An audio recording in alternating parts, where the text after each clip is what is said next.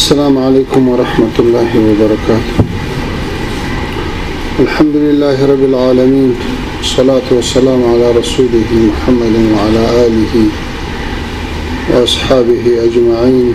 أما بعد، أعوذ بالله من الشيطان الرجيم. بسم الله الرحمن الرحيم. وإن تعدوا نعمة الله لا تحصوها إن الله لغفور رحيم. صدق الله العظيم. د مجلس ترنو حاضرینو، علماء کرامو، مشایخو، د مهاجرینو، استازو، محصلینو او د سفارت درنو کارکونکو، له هر څه نه مخکې تاسو ټولو کورودانۍ وایو.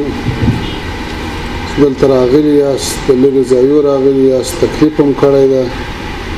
الله تعالی تاسو ته ډېر اجرونه درکړي. پای کې زموږ خویندې ناستې دي، هغوی ته هم ښه راغلاست وایو. دا د خوشحالۍ ځای دی چې موږ تاسې نن د خپل وطن په استازولۍ کې خپل کور کې سره راټول شوي یو. په هر هېواد کې د هر چا سفارت شي، هغه دغه هېواد کور بلل کېږي. ورونو، مشکلات خو مشرانو بیان کړو، په دې کې خو شک نشته. خو د دې مشکلاتو د حل دپاره کار پکار ده، محنت پکار ده، ستړیا پکار ده. موږ هم په خپل وس مکلف یو، تاسې هم مکلف یاست. موږ خپل وس تر خپله اندازې پورې کړی ده. الحمدلله موږ وتوانېدلو چې په تېرو څو میاشتو کې یوازې د سیند بندیخانو نه تر 2000 زیات بندیان اخلاص کړو. د هغوی جرمانې او د هغوی سفر خرڅ دا هم د خپل حکومت له بودیجې نه ورکړو. او بار بار هم حکومت پاکستان سره دا خبره کړې ده چې د افغانانو په حق کې، خصوصا د مریضانو په حق کې باید ډېر شفقت وکړي او نور دا نیونې پای ته ورسوي. پرون مې هم دا خبره ورسره وکړه، وعده یې راسره وکړه. د بهرنیو چارو محترم وزیر صاحب او نورو وزیرانو او مسؤلینو، امید شته په دې برخه کې به سهولت راشي. د لارو په برخه کې نو پاکستاني چارواکو سره خبرې وکړي چې په لارو کې په تګ راتګ کې سهولت زیات شي. د افغانستان او د پاکستان تر مابین تګ راتګ داسې نه ده لکه د نورو هیوادو تر مابین. دلته په میلیونونو افغانان د هجرت له وخته تر اوسه پاتې دي. دلته کورونه دي، دلته کاروبارونه دي، دلته مور او پلار یې دلته، اولادونه یې هلته، مور او پلار یې دلته، او یو ورور هلته، یو دلته، دوه تجاران سره شریکان یې، یوه څانګه یې دلته، یوه هلته. نو دا ډېر زیات تګ و راتګ او ډېر زیات مخلوق ته دې ته باید سهولت ورکړل شي. له نیکه مرغه د افغانستان شریف ولس ته الله تعالی دا وقار، دا همت، دا غیرت، دا استعداد ورنصیب کړی ده چې د دنیا هر ملک ته تللی دي، د چا د وږو بار نه دي. خپل ځان یې هم چلولی، خپل اولاد یې هم روزي پیدا کړی ده، هغه وطنونه یې هم آباد کړي دي. ما ته د عربو لوړپوړو چارواکو په مجلس کې ویل، وایي نن چې زموږ دا دنګې ماڼۍ ولاړې دي، دا یې تاسې برکت ده، دا یې تاسې خلکو راته جوړې کړي دي. نن چې په ګاونډیو هېوادو کې د زراعت او د صنعت او د مختلفو برخو کې ډېر کارونه شوي دي. په دې کې د افغانانو ډېر لوی رول ده. نو موږ د چا د وږو بار نه یو. الحمدلله د دوی نه هم دا غوښتنه کړې ده چې باید د سیال په ډول راشه درشه سره ولرو، او په دې برخه کې په ځینو میکانیزمونو باندې هم غور وشو. امید شته سهولتونه به راشي. د تجارت په برخه کې لکه مشرانو ته اشاره وکړه چې موټران باید ونه درېږي، خصوصا لندې میوې، تازه میوه، سبزي، ځکه هغه د لمر طاقت نه لري، هغه زر خرابېږي. لارې باید هیڅ وخت بندې نه شي. تجارت باید له سیاست سره ونه تړل شي. په دې برخه کې هم وعدې وشوې، امید شته. تیر کال به هم د تاسو یادې ټول کال الحمدلله د موږ لارې له خپلو ټولو ګاونډیانو سره نه دي بندې شوې. یو وار دوه وارې 4-5 ورځې د ځینو حادثو له وجې بندش راغی، خو بیرته هغه مسلې زر حل شوې. همدارنګه د ویزو په برخه کې لوی مشکل و. په دې باندې فیصله سره وکړه چې یو ګډه کمیټه به کار وکړي ترڅو یو تسهیل او سهولت رامنځته کړي چې خلکو ته اسانتیاوې رامنځته شي. له دې نه علاوه لوی بحثونه د موږ په دې وو چې څنګه وکولای شو چې پاکستان او افغانستان او په دې مجالسو کې د چین وزیر خارجه هم چې موږ یو بل ته د تجارت او د راکړې ورکړې او د افغانستان چې کوم محوري رول د په مرکزي او په اسیا کې لدينا څنګه ګټه واخیستل سي، څنګه ترانزیت زیات سي مرکزي اسیا ته او مرکزي اسیا نه جنوبي اسیا ته. همدارنګه د هوا لاري، د مځکې لاري، د ورګاډي د پټلۍ لاري، همداسې د لوی لوی پروژو لکه ټاپي پروژه، ټاپ پروژه، کاسازر پروژه، د ورګاډي پروژه، همداسې په نورو برخو کې باید کارونه وشي. اوس الحمدلله په افغانستان کې یو مثالي امن راغلی. داسې امنیت راغلی چې دغه امنیت ته په تیرو 15 کلو کې افغانستان نه و برخمن. داسې امنیت راغلی چې د نړۍ په ډیرو هیوادو کې نشته. ښه مثال اوسنی تیر وړوکی اختر و چې په ټول اختر کې په ټول افغانستان کې په 400 ولایتو کې په 400 ولسوالیو کې په زرهاو کلي کې یوه وړه امنیتي پیښه هم نشوه رامنځته. دا یو بې مثاله امن ده الحمدلله. له دې نه باید ښه ګټه پورته شي. همداسې په ټولو هغو برخو کې چې د افغانستان د حکومت مسؤلیت ده چې همیشه دا پروپاګند کېږي چې په افغانستان کې بد امني ده یا د افغانستان خاوره د چا په ضد وکارول شي یا نه شي. موږ دا اطمینان ورکړی ده او په تېرو 2 کلو کې ثابته کړې ده چې د افغانستان خاوره د هیچا په ضد نه ده استعمال شوې. موږ مسلمانان یو، د مکې عادت کې علماو په لاس کې د سیار وعده وکړو، په خپله وعده ولاړ او الحمدلله په خپل وضعیت او په خپله خاوره او اراضي باندې مسلط هم وي. په ټول افغانستان کې یوه لویه ځمکه الحمدلله د دښمن په ولکه کې نشته. په ټول افغانستان کې د دښمن کومه فعاله جبهه نشته او د ټول افغانستان وګړي هغه له نظام سره ولاړ دي. هغه افغانستان تاسو په یاد ده چې یو وخت کې اوباما د هلمند یوې ولسوالۍ ته د مرجې په نامه له زړو قطاعاتو له داخلي قطاعاتو علاوه 10,000 نوي فوجونه راوستل. یادم دي؟ خو بیا هم مرجع آرامه نه کړه. نن چې هغه مرجع کې 100 کسه طالبان امنیت نیسي، د دې معنا دا ده چې دا ولس د موږ سره ملګری ده. د دې معنا دا ده چې دلته چې کوم اور بل وو، کوم مشکلات وو، دا د بهرنیانو له وجې وو چې بهرنیان ووتل چا یو ورځ هم جنګ ونه کړو. نو الحمدلله د افغانستان ولس په شمال تر جنوبه، په شرق تر غربه متحد ده، په یو کومنده ده او له خپل نظام سره همکار ده. هغه که د هر ولایت وي که د هرې سیمې وي.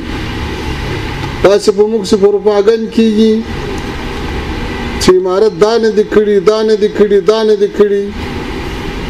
یوه له هغو خبرونو دا ده وایي امارت ولې ټول شموله حکومت نه جوړوي.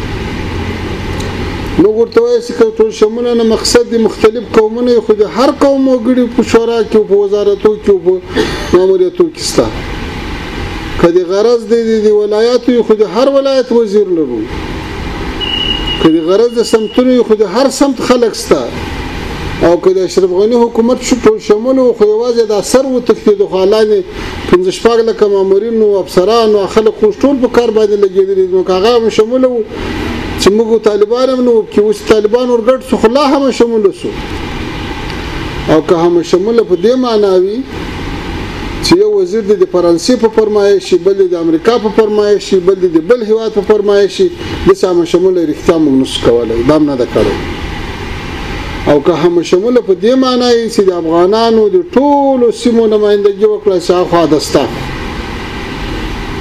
یو وخت په خارجي سفر کې په لوی مجلس کې د هم شمول خبره وکړه ما ورته استاس د هم شمول لپاره ونه مختفیش کې تاسو غربیان اسمه په شرق کې وسو په شرق کې او بیا خصوصا په افغانستان کې په تیرو 40 کلو کې یا 100 کلو کې یا ترغور یې خواته دارته چې پلانې حکومت هم شامل وو د کمونستانو حکومت هم شامل وو دا ورسته د مجاهدینو حکومت وو بیا د کرزي او د اشرف غنی حکومت وو کوم حکومت هم شامل وو تاسو محتوا تاسو موږ هغه شو باور دی وسته نه ولاکه جواب را کړی خبره دا ده چې مهم دا ده چې د افغانستان درد په چی شي دوا کیږي مهمه دا ده چې مشکل چی سره حل کیږي مهمه دا نه ده چې دلته خارجي فرمایشونه پرسي ورونو تاسو ویني الحمدلله سره لډیرو فشارو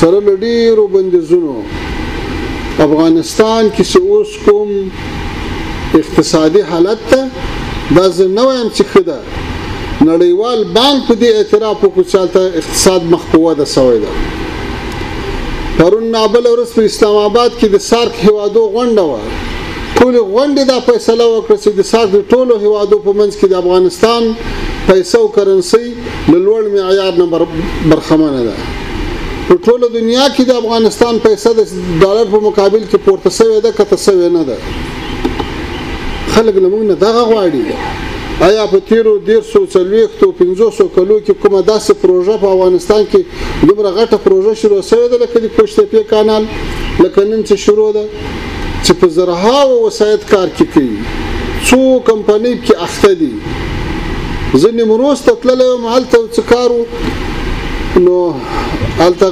لوی سیندو دغه دپاره لوډرو موټرو ډامپرو دا شان پکارو ما خلکو ماته شکایت کوي دلته نه پیدا کیږي ټول کوشته پیته تللی دي نو چې هم نرخونه خدي په ټول افغانستان کې تاسو وګورئ په سیمه کې په افغانستان کې هم د تیلو نرخونه خدي هم د غازو نرخونه خدي هم د وړو د غنمو نرخونه خدي حتی قزاقستان چې د غنمو مرکز د کندو ده په افغانستان کې په یو ټن کې $10 تر هغه د موږ نرخونه ټیټ دي نو دا ټول هغه څه دي چې د تاسو په برکت د ملت په همکاري او د اسلامي امارت مسؤلینو په اخلاص چې فساد نه منځ ویوړ کایور په پیدا کیږي کدوا هغه په د ملت مصرف کیږي تاسو وګورئ د هیواد په شاروالو کې د هیواد په لوی لارو کې د هیواد په زراعتي برخو کې په ټولو کې کارونه شروع دي او بده الله تعالی لوی نعمت ته چاته ورسیږي د موږ د امو سن خپل او بو د موږ په لکاو جری بمځکه کال په کال باندې په زرهاو جری بوړله هیڅ نه سوې ګرځول نه نو یو ته بندونه واچول تاسو وینئ چې په زرهاو کورنم لغر کې دونه وساتل کچیرته هم یو افغان یو هیوادوال په سیلاب کې بن پاتې سوی دا هلیکاپټر هم ځان رسولای دا عسكر هم ځان رسولای دا زیدي حوادث هم ځان رسولای دا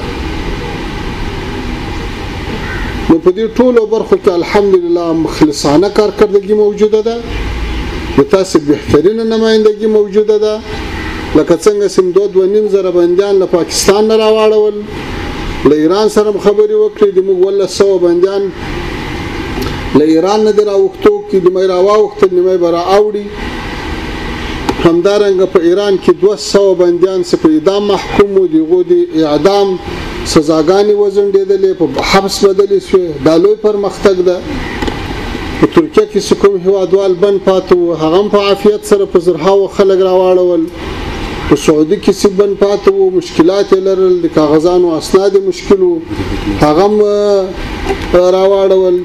د مسافرو لپاره یوازې په سعودي کې تر 15,000 زیات پاسپورټونه تقسیم کړو. نعره تکبیر، الله اکبر، افغانستان اسلامي امارت زنده باد. په دوبۍ کې مسافر ورونه هیوادوال له مشکلاتو سره مخ وو. هلته په زرهاو پاسپورټونه ولېږل چې اوس یې توزیع شروع ده. بدبختانه متاسفانه له زرهاو خلکو نه پیسې ټولې شوې د پاسپورټ په نامه پاسپورټ نه ورکول شوی. په هره برخه کې چې هرې خواته ولاړ شو تیرې ادارې دومره مشکلات ایجاد کړي چې بیرته هغه نسو سره را جوړولی. د تجارت په برخه کې الحمدلله نن موږ تجارت له روسیې نه نیولې تر قزاقستان او قرغیزستان او تر ګاونډیو هیوادو، حتی د موږ وچې میوې الحمدلله سږ کال اروپا ته ورسېدې. د هیواد محصولاتو مارکیټ پیدا کو. یوازې د پنبو په برخه کې چې د تاریاکو له بندېدو وروسته په زرهاو هکټاره پنبه وکرل شو. یوازې په هلمند کې په تیر کال کې 40 نوې فابریکې جوړې شوې. دې ته به څومره انسانان په کار لوېدلي. نو ورونو چې واره الله تعالی موږ تاسې د دښمن له سلطې خلاص کړو، هیواد هم له اشغال خلاص شو او هیوادوالم د عزت او د ابرو له ژوند نه برخمن شو. نور باید یو بل ته لاسونه سره ورکړو. د ورورۍ دغه فضا حتی دا ځینې هیوادوال بهر ته تللي دي، له هغه ځایه موږ ته خشکې کوي یا کنځاوې کوي. زه ملګرو ته وایم تاسې تیزه خبر مو ورته کوئ. دا هیوادوال باید سره رانږدې کړو، سره راټولې کړو. تخمونه چې دښمنانو کرلي دي هغه ختم کړو. یو افغانستان ده، هر څوک حق لري چې په خپل کور، په خپل کلی، په خپل پټي، په خپل ادرا، په خپل مېلمخانه کې د عزت ژوند ولري. دا اول وار ده چې افغانستان د افغانانو کور شو. مخکې به افغانستان د چارواکو کور په دې معنی چې که به څوک د چارواکو خوښ و هغه په افغانستان کې اوسېدای سوی، که به نو خوښ نه سوی اوسېدای، که به له حکومت سره جوړ اوسېدای سوی، که به نور سره جوړ نه سوی اوسېدای. نن هر افغان که هغه په تیر نظام کې جنرال پاته سوی که وزیر، که هغه له موږ سره جوړ وي که نه جوړ، که هغه په دې نظام خوشحاله وي که خفه، خو هغو ته په افغانستان کې د آزاد او باعزته ژوند زمینه مساعده کړې ده. نه تنها هغوی ته بلکې څوک چې بهر ته تللي دي هغو ته هم د 5 وزیرانو په ګډون یو کمیسیون جوړ کړی. زم په هغه کمیسیون کې په تیر کال کې 5,500 لوړپوړي اشخاص هیواد ته راغلو. له نیکه مرغه یو خو تبلیغات چې وایي افغانستان خلک فرار کوي. دا ورونه را سره دي. بله ورځ چې زه له کابله په طیاره کې راتلم، په طیاره کې مې له طیارې له انجینر نه پوښتنه وکړه.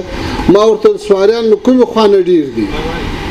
هغوی راته وویل دا 6 میاشتې کېږي چې د اسلام آباد په خوا کابل ته ډېر سواریان ځي، او له ترکیې او له ایران او له بهر له نورو هېوادو افغانستان ته ډېر سوي دي. په همدغه جهاز کې له هغې خوا سیټونه تس شو، له دې خوا بیا ډک کړو. نو دا شکر ده چې خلک خپل وطن ته په خوشحالۍ راځي. د هیواد ځوانان هم د شمال او جنوب ته په سیلو روان دي، د جنوب او شمال ته، د پښتنو سیمو او هزارجات ته، د هزارجات او پکتیا ته. نو دا د خدای تعالی احسان ده. الله تعالی دې موږ تاسو ته توفیق راکړي چې د دې نعمت شکر ادا کړو. الله تعالی دې موږ تاسو ته توفیق راکړي چې هغه تخمونه چې دښمنانو د تفریقې لپاره کړلي دي هغه د ابد لپاره جارو کو. یو افغان، یو مسلمان، یو ملت د ورونو په څیر باید ژوند ولرو او دې ته الحمدلله زمینه مساعده شوې ده. خدای تعالی یو ښه حکومت را کړی ده او داسې هم نه ده چې دا حکومت امکانات لري. موږ الحمدلله اوس 1 میلیون په شاوخوا کې تنخواګانې مامورینو ته ورکوو. دومره پرسونل لرو، امنیتي او مامورین. 3 لکه یوازې د معارف او استادانو کارمندان لرو د تعلیم او تربیې چې موږ ورته معاش ورکوو. د هیواد تقریبا په لکونو یتیمانو، کونډو، معیوبینو دې ته کورو ته کفالې حواله شوي دي، معاشات ورته حواله شوي دي.